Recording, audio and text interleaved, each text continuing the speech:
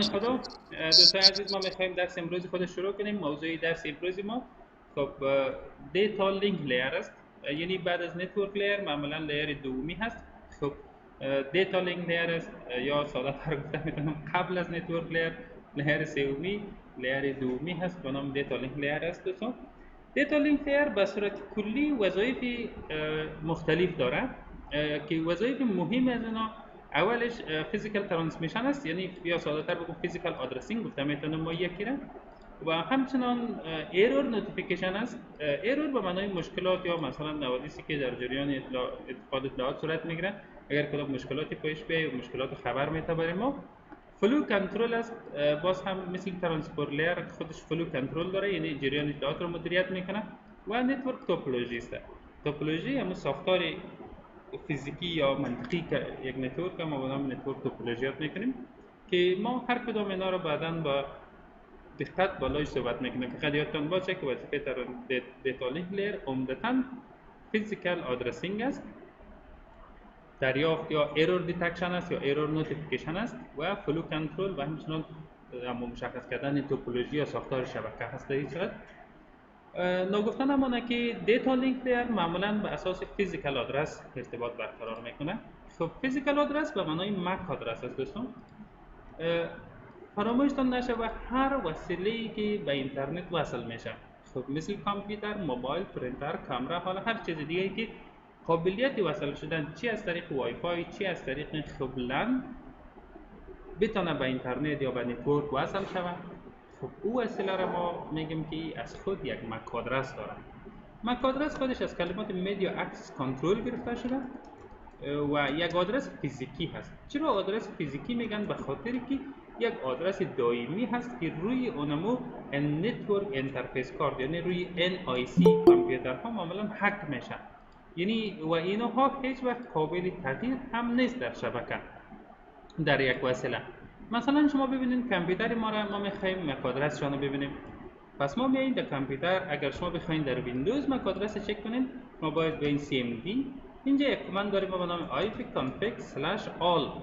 خب ipconfig یک فاصله میتین بس /all نوشته میکنید و اگر شما به این قسمت در هر بخش مثلا ما میخوایم مک آدرس وای فای یعنی وایرلس ادپتر خود ببینیم، اینجا نوشته میکنه وایرلس لن ادپتر وای فای، پس اینی مک آدرس شون است دوستان. فیزیکال آدرس ببینید، فیزیکال آدرس این یک آدرس است.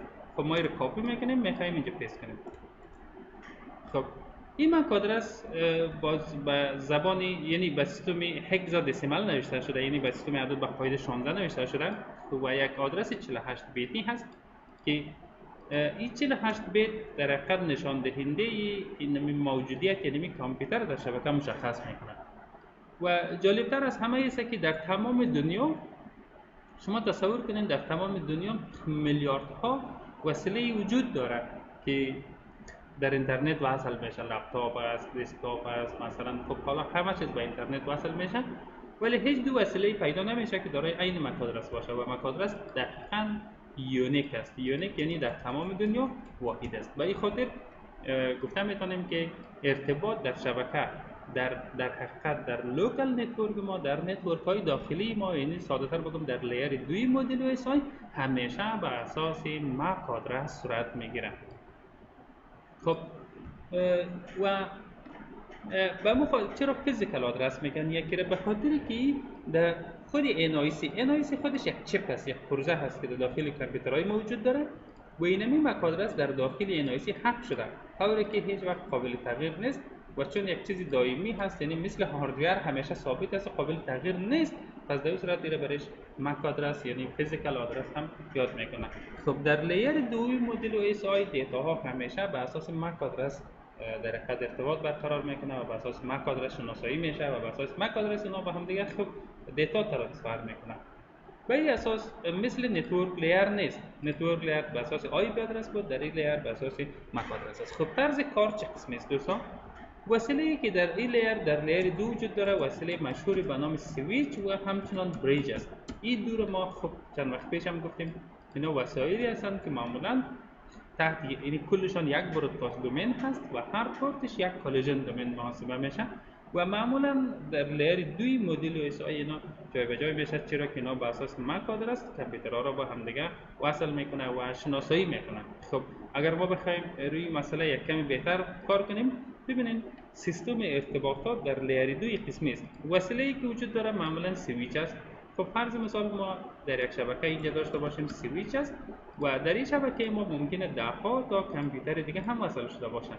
مثلا ما اینجا یک کامپیوتر میگیریم، دو کامپیوتر، سه کامپیوتر، چهار کامپیوتر، 5 و 6 کامپیوتر.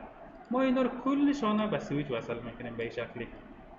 خب در شبکه کلا همین قسمی است. ما اینا رو توسط کیبل یا توسط وای فای، خب حالا ما کیبل در نظر میگیریم. خب این کامپیوتر ما یک کامپیوتر یک ما هست، مثلا کامپیوتر دوی ما هست و همینطور کامپیوتر 3، مثلا کامپیوتر 4 و همچنان کامپیوتر شماره 5 و کامپیوتر شماره 6. خب ببینید روش کارش چه قسمی است. مثلا اگر بخواید کامپیوتر یک ما با کامپیوتر دو معلومات روان کنه، وقتی معلومات خود روان میکنه به سویچ معلومات را میگیره، میبینه که سورس مک آدرسش کدام است، دستینیشن مک آدرس کدام است. یعنی هر پیام از خود مک آدرس فرستنده و مک آدرس گیرنده را باید شناسایی کنه. خب و سویچ در حافظه خود در داخل خود یک جدول داره به نام مک آدرس تیبل، یعنی جدولی که مک آدرس ها رو ذخیره میکنه به نام مک آدرس تیبل. ما بعدا با اینا خیلی زیاد در وقت سویچینگ کار میکنیم. خب در این تیبل مک سویچ معمولا همه مک آدرس های کامپیوترایی که باش وصل است ذخیره هست و خیلی راحت دیده میتونه. مثلا به این شکل یک جدول باشه، فرض کنیم که یک جدول است نوشته میکنه کامپیوتر یک، فرض مثال اینی مک آدرسش باشه، کامپیوتر دو این مک آدرسش است، مثلا کامپیوتر 3 این مک آدرس. به این شکل شما مک آدرس ذخیره میکنه منظم. وقتی دیتا میاد میبینه مثلا از کامپیوتر یک آمده به پورت مثلا شماره 01 خود سویچ وصل است، خب بیر میبینه سورسش است، پس به کجا روان میشه؟ به کامپیوتر دو. پس یعنی دو مک آدرس به اساس یعنی دو مک آدرس معمولا کامپیوتر ذخیره معلومات را ارسال میکنه، یعنی در ارتباطات ما رو برقرار میکنه. اما بعضی وقت خب قرار نیست که همیشه مک آدرس ها در حافظه سویچ باشه. در امتحانات سیسکو خیلی زیاد سوال میاد، اتفاقا چندین سوال نمی بخش میاد. ما براتون یک مثال خیلی ساده میزنم برای همیشه راحت باشین. ببینید قانون در لیر دوی مدل او اس آی قسمی است که خب ارتباطات ما گفتیم کلا در لیر دوی مدل او اس آی ارتباط به اساس مک آدرس است، توسط سویچ صورت میگیره. اما بعضی وقت شما دید یک شکل های یگان فریمان نشان میده میگه سورس مک آدرس هست، مثلا دستینیشن نیست. خب فرض مثال کامپیوتر 4 میخواد معلومات روان کنه با کامپیوتر 6، فرض کنن کامپیوتر 6 نو به شبکه وصل شده، یعنی هنوز مک آدرسش در مک آدرس تیبل سویچ ذخیره نشده. پس یک فریم کجا میشه؟ یعنی وقتی که سورس آدرس مشخص باشه، دستینیشن آدرس مشخص نباشه، دوستا قانون سویچ، قانون لیر دو اینه است که اونمو پیام به تمام کامپیوترها، یعنی به تمام پورت های فعال سویچ ارسال میشه بجز اون تو پورتی که او فریم میآید. مثلا از کامپیوتر 4 پیام آمده، خب با کامپیوتر 6 قرار است بره، ولی مک آدرس کامپیوتر 6 هنوز در سویچ موجود نیست.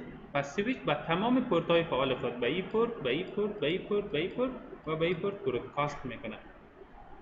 وقتی برودکاست شد، خب این کامپیوترها فریم را وقتی دریافت میکنه ایگنور میکنه، یعنی در نظر نمیگیره چون مربوطش نمیشه. و کامپیوتر شماره 6 پیام را دریافت میکنه و این جواب میده، برش ریپلای میده، چرا که پیام مربوط این میشه. پس یکی از ویژگی‌های خاص لیر دوی مدل او اس آی اینه که ما را با یک دستینیشنی ناشناس، با یک دستینیشنی که آدرسش معلوم نباشه وصل میکنه از طریق برودکاست، یعنی پیام بالاخره به او میرسانه. و به همین شکل وقتی که کامپیوتر شماره 6 جواب داد، این بار دیگه مک آدرس کامپیوتر 6 هم در مک آدرس تیبل سویچ در اینجا منظم ذخیره میشه.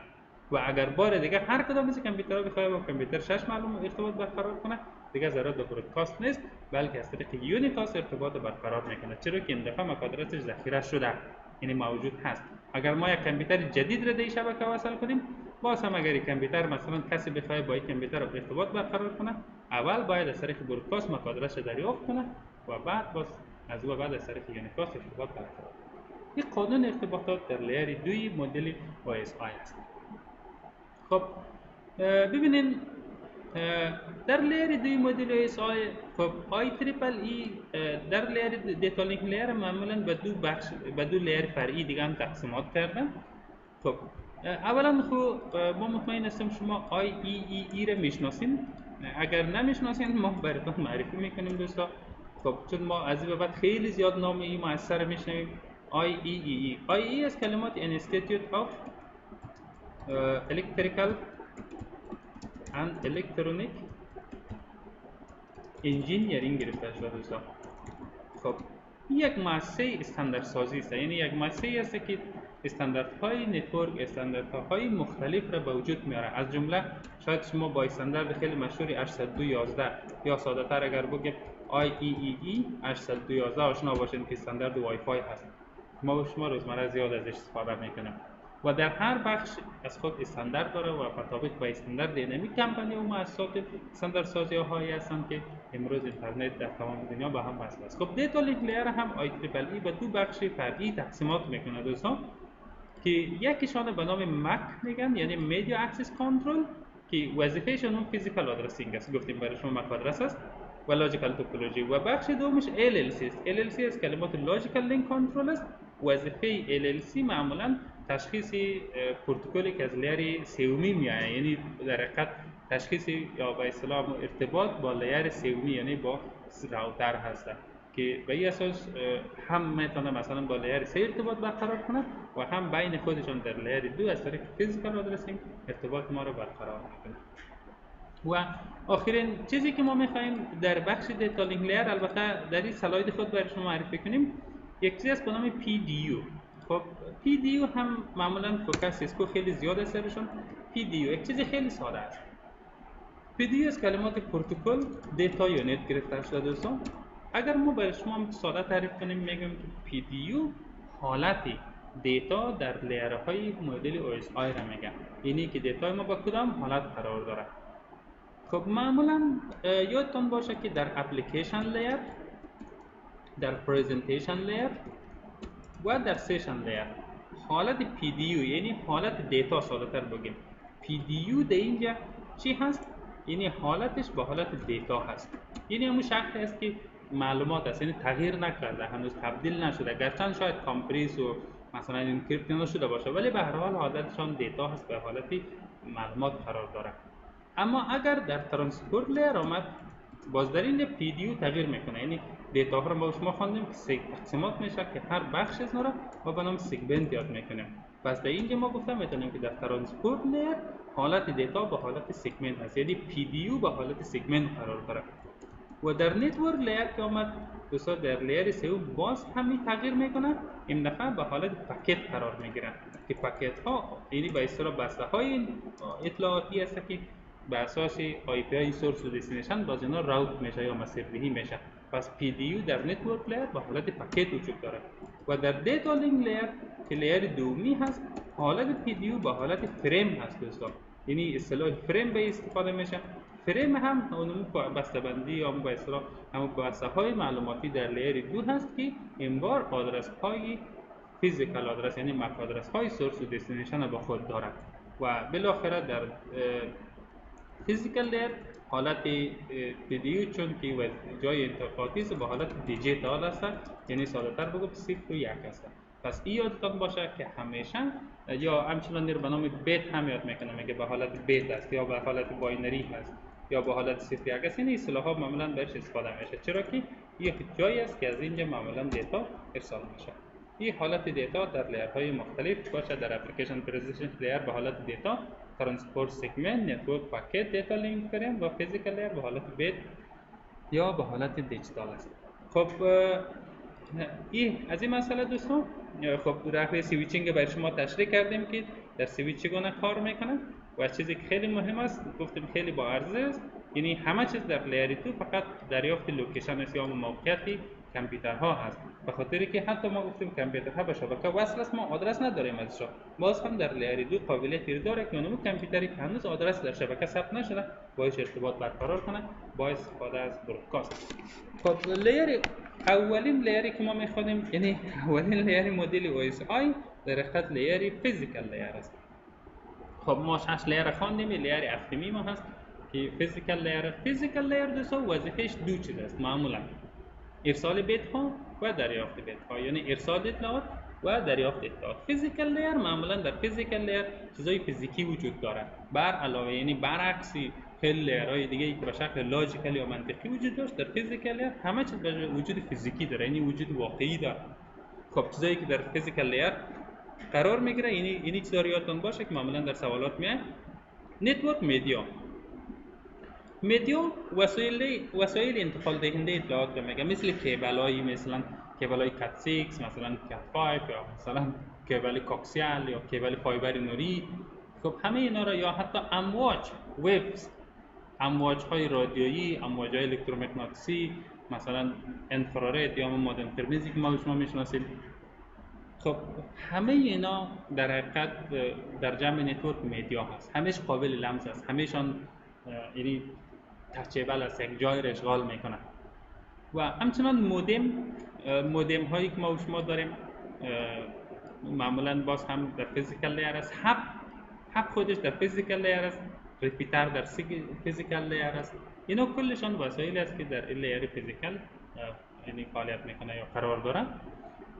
خب وظیفه کلی فیزیکال لیر دوستا ارسال و دریافت اطلاعات است. به صورت کلی میتونه معلومات ما را از یک جای به جای دیگه انتقال بده.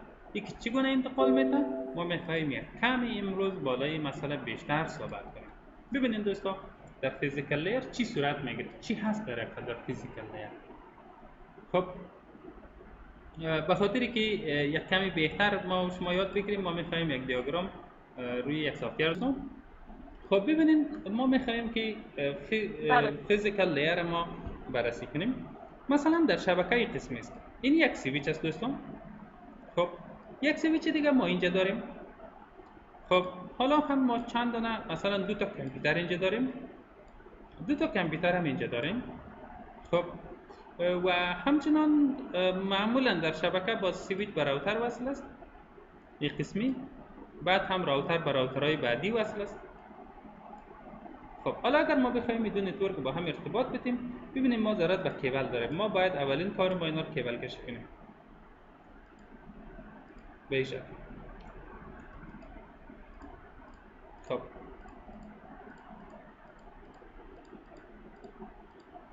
به این شکل باید ما کامپیوترها رو با هم دیگه از طریق کیبل وصل کنیم. پس فیزیکال لیر یعنی کیبل‌های مخصوصه، یعنی وقتی معلومات میاد از کامپیوتر به سویچ، مثلا از سویچ به راوتر، از راوتر به راوتر، راوتر به راوتر، در هر بخش که نمی کیبل‌ها در حقیقت کل کیبل‌ها فیزیکال لیر است، یعنی در کاتگوری فیزیکال لیر است که در داخل اینا معمولا سیگنال ها به شکل دیجیت، یعنی به شکل باینری یا به اصطلاح به شکل دیجیتال میتونه با هم دیگه ارتباط برقرار کنه و عبور کنه.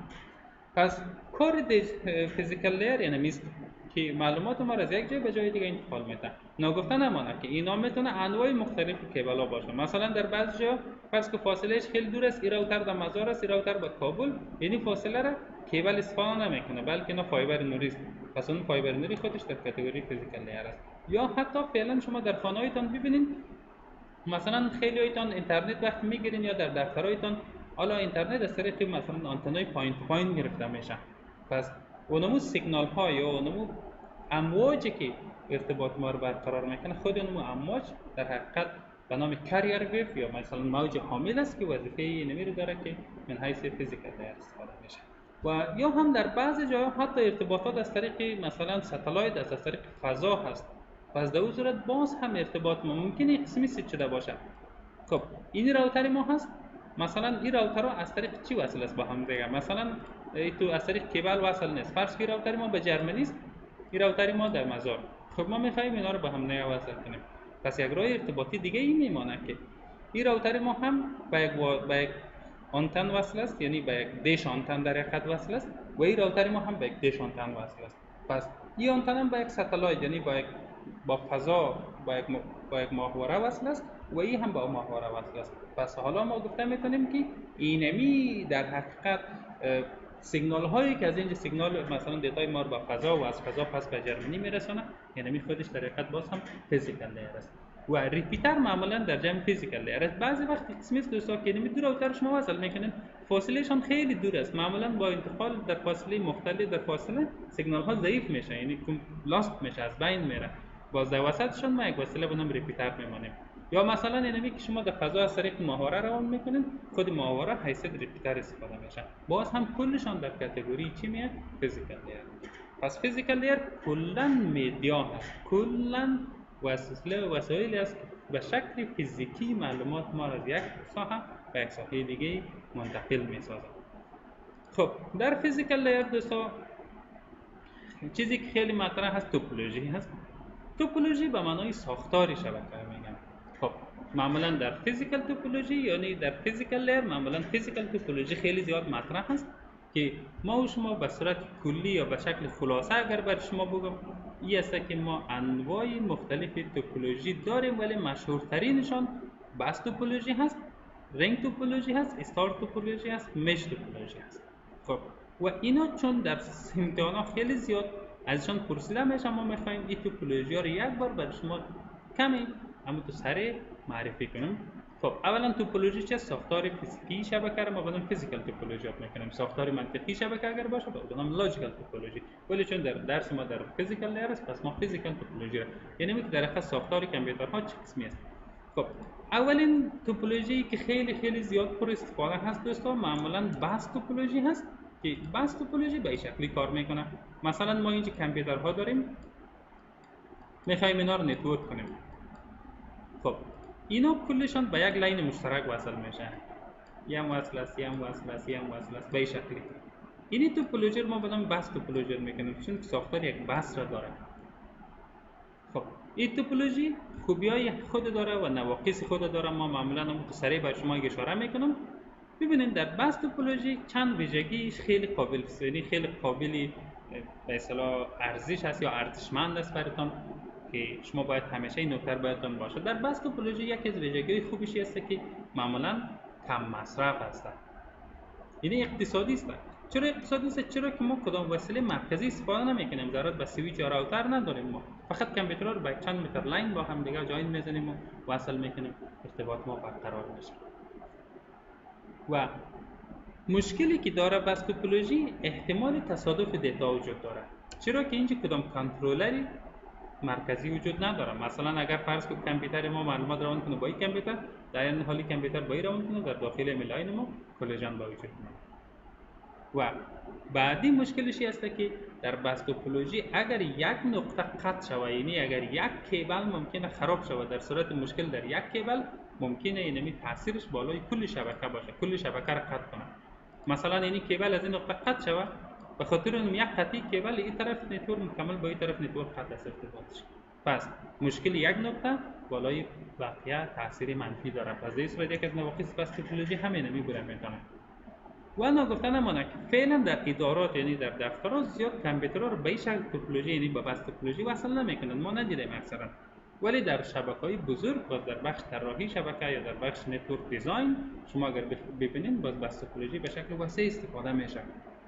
مثل که مثلا فایبر نوری از مرز تورخم آمده مثلا به شکل به جلال آباد و بعد هم مثلا به کابل و بعد هم به سالنگ و مزار و بغلان و بغلان و سمنگان و مزار همینطور میخواد دوره‌ای حلقوی افغانستان رو با هم دیگه وصل کرده. این در حقیقت از نگاه نتورک دیزاین یک بس توپولوژی است. مثل که چند روز پیش در بغلان فایبر نوری قطع شده بود، مکمل مزار اینترنت نداشتیم یا اینترنت های ما کلا ضعیف شده بود، چرا که هم فایبر از بغلان قطع شده بود یا خیلی وقتا از تورخم قطع میشه. خب به این شکل مشکلات نواقص بس توپولوژی هست، ولی در عموم بس توپولوژی هنوز هم در شبکه به شکل واسع معمولا در دیزاین های شبکه بزرگ استفاده میشه. خب توپولوژی بعدی که استفاده میشه رنگ توپولوژی است. خب رنگ توپولوژی به شکل حلقوی است دوستا، طوری که از نامش معلوم است. و اگر ما مثلا چندین کامپیوتر داشته باشیم اینا کلش روی یک حلقه قرار داره، یعنی کلشان در حقیقت به یک حلقه وصل است، یک حلقه دورانی که به این شکل میتونه معلومات ما رو به شکل حلقوی مثلا کامپیوترها رو با هم دیگه وصل کنه. خب این یک توپولوژی خوبی است. از فوایدش باز همین توپولوژی معمولا اقتصادی هست، ولی از نواقصش باز هم تصادف صورت میگیره و همچنان چون یک وسیله کنترلر مرکزی مثل سویچی یا مثلا ریپیتری یا حتی بریجی وجود نداره که مثلا بتونه اینا را از هم دیگه جدا کنه و مدیریت کنه، پس در این صورت احتمال تصادف یا کلیژن دیتا وجود داره. خب توپولوژی که بیشترین استفاده رو داره امروز در نتورک توپولوژی استار توپولوژی است. استار توپولوژی است که در شبکه‌های لند فعلا به شکل وسیع استفاده میشه. ما در دفتر خود عمدتاً توپولوژی استار استفاده کردیم. توپولوژی استاری است که معمولا یک وسیله مرکزی، عمدتاً وسیله مرکزی یا سویچ است، یا اگر وای فای باشه مثل که در خانه ما اکسس پوینت یا وایرلس راوتر است، من حیث امر رولی وسیله مرکزی رو بازی میکنه و تمام کامپیوترها از دور و بر، یعنی از هر جای بینمی یکی وصل است که این ساختار مثل که حالا ما در پکت تریسر ساخته بودیم، یعنی خودش یک استار توپولوژی است. کل کامپیوترها به یک وسیله که او اگر سویچ باشن خیلی خوب است. پس فوایدی که در این توپولوژی وجود داره، اولش کالژن به صورت کلی صورت نمیگیره، چرا که سویچ هست. هر کامپیوتر به یک پورت سویچ وصل است و هر پورت سویچ خودش یک کالژن دومین است. بنابراین دو پورت سویچ حتی یک کالژن دومین نیست که بخوای با هم دیگه اینا تصادف کنه. و مشکلش هست که یک ذره معمولا پرهزینه است، چرا که ما یک وسیله به نام سویچ کار داریم. و خوبی دیگه ای که است، اگر یک مشکل در یک پورت، یعنی در یک لاین یا در یک شبکه در یک کامپیوتر صورت بگیره، این مشکل باعث ایجاد مشکل در لاین ها و در پورت های دیگه کامپیوتر نمیشه. مثلا فرض مثال در این سویچ این لاین خراب میشه، قطع میشه و این خرابی بالای کامپیوتر تاثیر نداره، این کار خود میکنه، صرف مشکل خودش است و او هم هر زمانی که پس وصل کنیم مشکلش پس دوباره جور میشه. یعنی که تاثیر یک نقطه، خرابی یک نقطه بالای نقاط بعدی تاثیر منفی نمیتونه داشته باشه. و توپولوژی بعدی که زیاد در شبکه استفاده میشه به شکل مش توپولوژی هست دوستان، که این خب باز هم در شبکه‌های لن استفاده زیادی نداره، یعنی در شبکه‌های محلی استفاده نمیشه، اما در شبکه‌های وان خصوصا باز ما و شما میخوانیم که ما سه لیر دیگه ای که از نگاه منیجمنت ما باز بررسی میکنیم که دسکتاپ لیر است و مثلا کور لیر هست که ما اینا رو میخوانیم دیستریبیوشن لیر است و همچنان کور لیر هست. خب در کور لیر باز ما میبینیم که عمدتاً به شکل مش توپولوژی هست. دوستان در مش توپولوژی ساختار طوری است که هر وسیله با هر وسیله ارتباط مستقیم دارد و این باز هم بر دو نوع هست معمولا. خب اگر ما مش بگیم، مش بر دو نوع است، یکی فول مش توپولوژی هست و یکی هم پارشل مش توپولوژی هست. اگر فول مش توپولوژی باشه، کامپیوترها هر کامپیوتر به شکل مستقیم با کامپیوترهای دیگه در ارتباط است. مثلا ما اینجا 4 کامپیوتر داریم، اگر ما بخوایم این کامپیوترها را هر کدامش به شکل مستقیم با دیگرایش وصل کنیم به شکلی، این مش توپولوژی میشه. خب فواید مش توپولوژی است دوستان که همیشه اویلیبل است، یعنی که در دسترس، یعنی اویلیبیلیتی زیاد داره، چرا که او معمولا بیش از یک راه ارتباطی داره، مثل که در وان در شبکه‌های بین راوترها به شکل کانفیگر میشن. ما بعدا این رو میخوانیم. مثلا این راه مشکل پیدا کنن، از راه دومی استفاده میکنن، راه دومی مشکل پیدا کنه، راه سومی رو به کار میبرن. یعنی خیلی زیاد راه ها وجود داره که ارتباط بین دو کامپیوتر یا دو وسیله ارتباط برقرار باشه. این فول مش توپولوژی است، هر کامپیوتر یا هر وسیله دایرکت با یک وسیله دیگه در ارتباط است. اما اگر از نوع پارشل مش باشه، پارشل مش به شکل است دوستان که هر کامپیوتر حداقل از دو راه وجود ارتباط داره به دیگه. مثلا این با یکی با این وصل میکنیم، با این وصل میکنیم، نه با سومی مستقیم وصل نمیکنیم، مثلا این رو با این وصل میکنیم، این رو با این وصل میکنیم، خلاص این یک پارشل مش است. ببینید این کامپیوتر با این کامپیوتر از دو مسیر ارتباط برقرار میکنه، یک و از این مسیر دو و این هم با دو، ممکنه بعضی جا سه مسیر شود، ولی به صورت کلی اگر دایرکت ارتباط بین کامپیوترها وجود نداشت، ما او را به نام پارشل مش. خب و نقص مش توپولوژی است دوستان که پرهزینه است، خیلی مصرف زیاد داره، چرا که اگر ما اینا رو سطح وان در نظر بگیریم، ما معمولا به خاطر ارتباط یا به خاطر ایجاد یک فول مش توپولوژی ما باید خیلی راوترهای زیادی داشته باشیم، کانفیگریشن ما رو مغلق میکنه، معمولا مدیریت راه ها مشکل میشه که ما اینا رو هر کدامش باز به نام هاب میشناسیم که هاب های ما هر کدامشون باز آدرس دهی میشه، هر کدامش باید منیج شود، یعنی کاری ما رو زیاد میکنه. ولی خوبی که داره همیشه در دسترس است و قطعی، یعنی قطع ارتباط با وجود نمیاد معمولا.